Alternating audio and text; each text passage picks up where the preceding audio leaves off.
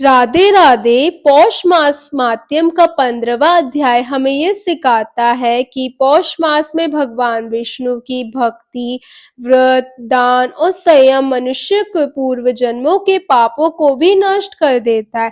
यह अध्याय विशेष रूप से व्रत की महिमा, संयम, श्रद्धा पर केंद्रित है। ऋषिगण श्री सूत जी से पूछते हैं, हे महामुने, पौष मास में कौन सा व्रत सर्वश्रेष्ठ है और उससे मनुष्य को क्या फल प्राप्त होता है?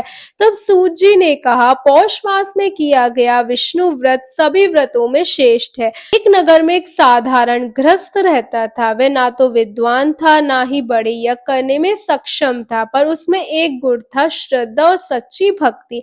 पौष मास आने पर उसने प्रातः ब्रह्म मुहूर्त में स्नान किया, भगवान विष्णु का ध्यान किया, एक समय भोजन करने का संकल्प लिया, असत्य, क्रोध, निंदा से दूरी रखकर यथाशक्ति दान किया।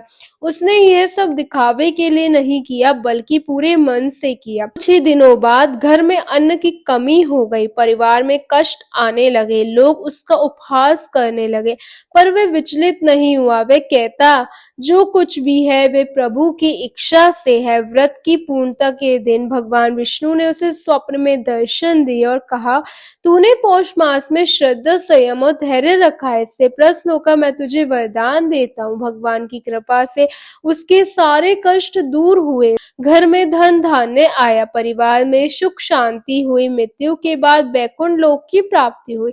पौष मास में संयम सबसे बड़ा व्रत है। दिखावे से नहीं, श्रद्धा से पूजा करें। कम साधनाओं में की गई भक्ति भी महान फल देती है। व्रत का अर्थ केवल भूखा रहना नहीं, बल्कि मन, वाणी और कर्म की शुद्धि है।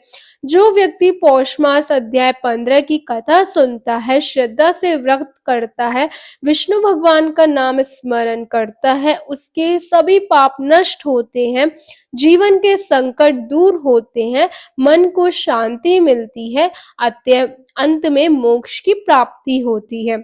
पौष मास हमें सिखाता है कि ईश्वर को पाने के लिए धन नहीं, केवल श्रद्धा चाहिए। जो मनुष्य पौष मास में धैर्य और भक्ति से चलता है, उसके जीवन में स्वयं नारायण मार्गदर्शक बन जाते हैं। बोलो श्री विष्णु भगवान की जय। तो दोस्तों, आपको कैसा लगे आज की कहानी कमेंट करके जरूर बताएं।